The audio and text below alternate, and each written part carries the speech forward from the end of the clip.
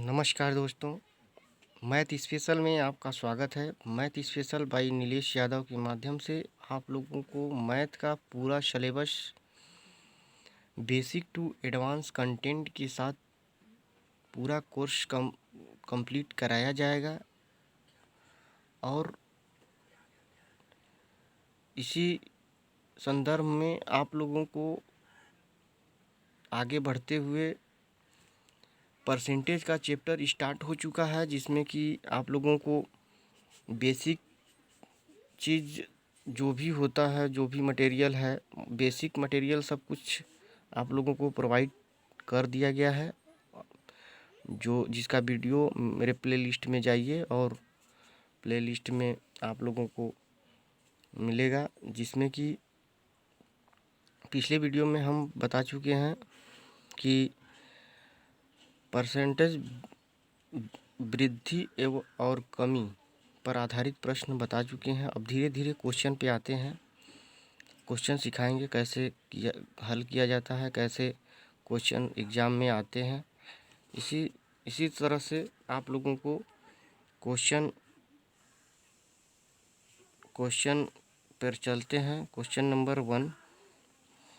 तो दोस्तों मान लीजिए एक आयत की लंबाई आयत की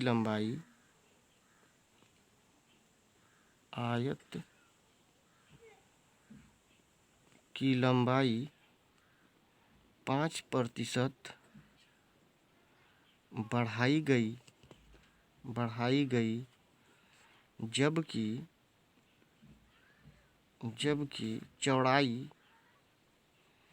चौड़ाई 10% बढ़ाई गई। इस प्रकार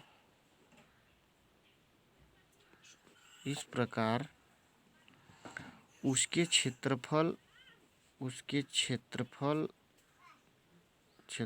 में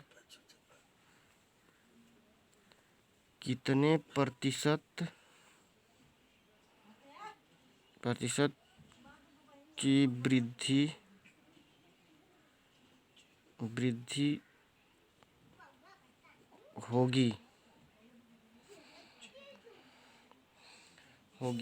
तो इसी प्रकार से दोस्तों इस क्वेश्चन को सॉल्व करेंगे। पिछले वीडियो में आप लोगों को हम बता चुके हैं फ्रैक्शन विधि सॉल्व करेंगे। उसी विधि से फ्रैक्शन विधि को आप लोग अच्छे तरह से समझ गए होंगे। और जैसे दिया गया है, मान लीजिए क्षेत्रफल होता है, आयत का क्षेत्रफल होता है लंबाई गुणित चौड़ाई। तो दोस्तों इसमें दो कांस्टेंट दिया है, जिसमें कि जो 2D बेस्ड क्वेश्चन है। ठीक दोस्तों, तो इसको 2D बोलते हैं। 2D यही होता है। और जब भी आयत का आयतन, चाहे कोई भी वस्तु या किसी भी एरिया का आयत पूछेगा, तो उसमें उसको 3D के हिसाब से सॉल्व किया जाता है। तो उसको आगे बताएंगे दोस्तों। चलिए इस क्वेश्चन पे ध्यान देते हैं। मान लीजिए 5% है। 5% को यदि फ्रैक्शन में चेंज करेंगे तो 1/20 होगा। और यहाँ आगे चौड़ाई दिया है, चौड़ाई को भी 10% है, इसको फ्रैक्शन में चेंज करेंगे तो 1/10 होगा। तो इसी प्रकार से दोस्तों हम जैसे मान लीजिए कि इस आयत का लंबाई 20 दिया है। 20 से यहाँ बढ़ रहा है, वृद्धि हो रहा है, बढ़ रहा है, यहाँ प्लस करेंगे, यहाँ भी बढ़ रहा है, प्लस करेंगे। तो ये 20 से कितना हो रहा है? 21। 20 से 21 हो रहा है। यहाँ 10 से 11 हो रहा है बढ़ के। ये ऊपर नीचे यहाँ गुणा होता है दोस्तों। ये हो जाएगा गुणा करने पे 200, और ये हो जाएगा 31। तो दोस्तों इसी प्रकार से हल करेंगे और ये 200 है, 200 से बढ़ के कितना हो गया 31, 231 हो गया।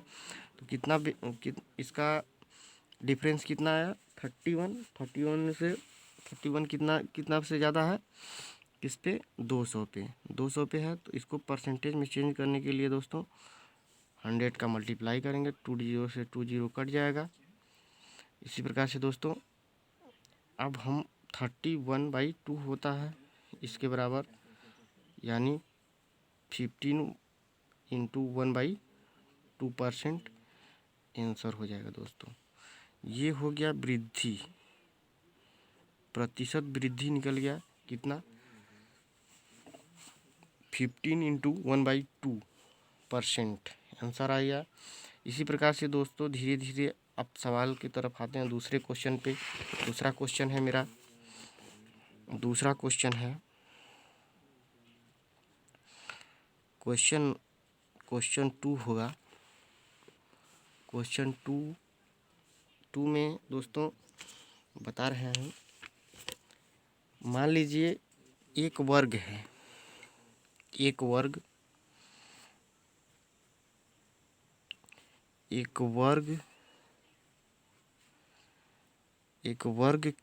की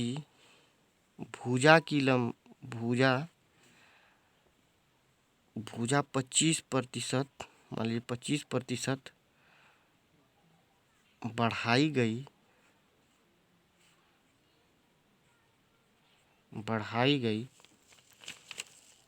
बढ़ाई गई उसका क्षेत्रफल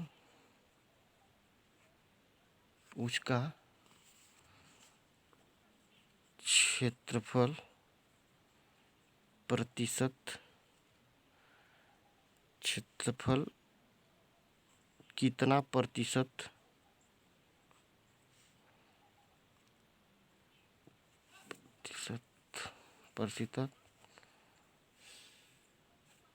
बढ़ जाएगा।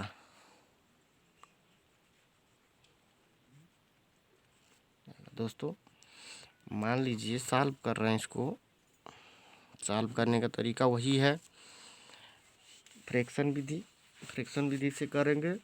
तो दोस्तों इसमें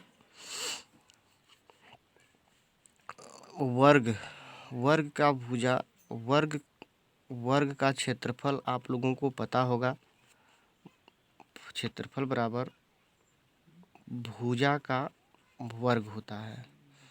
यानी तो इसको क्या लिखेंगे, भुजा विस्तार रूप में लिखना होगा तो भुजा गुणते भुजा इंटू भुजा। तो ये कांस्टेंट, दो कांस्टेंट बन रहा है तो सीधा सीधा इसका क्या अर्थ हो गया, ये 2D का क्वेश्चन है। तो 2D क्वेश्चन होगा तो 2 कांस्टेंट लेंगे यहाँ से, परसेंटेज को फ्रैक्शन के रूप में चेंज करेंगे तो 1/4 हो जाएगा।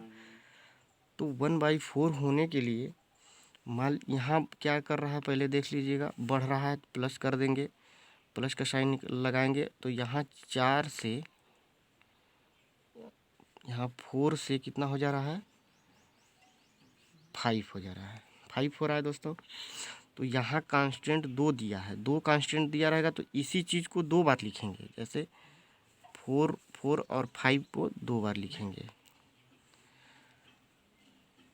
अगर यहाँ 3 रहता मतलब क्यूब रहता तो इसको 3 बार लिखते हैं। जैसे इसमें आप गुणा करेंगे ऊपर नीचे तो 4 4 जा 16 हो गया, ये 5 5 जा 25 हो गया।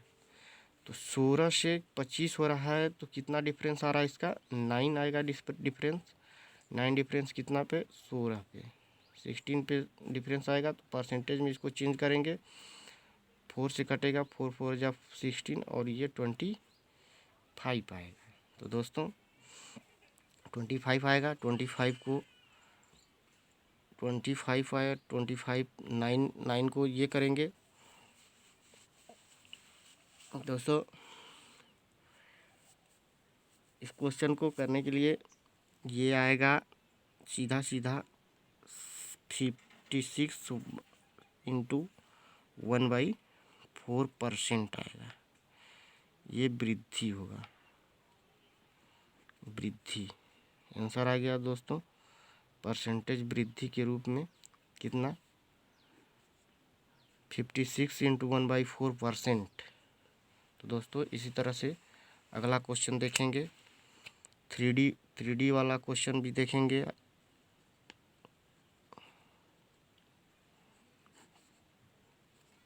क्वेश्चन हो गया, तीसरा क्वेश्चन आ गया, जिसमें दोस्तों मान लीजिए कोई एक गोला है,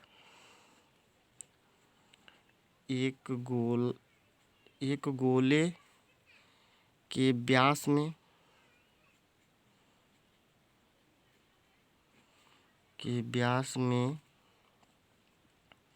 10% की कमी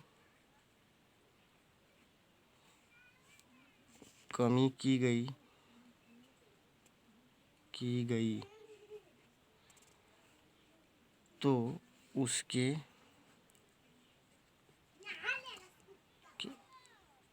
आयतन में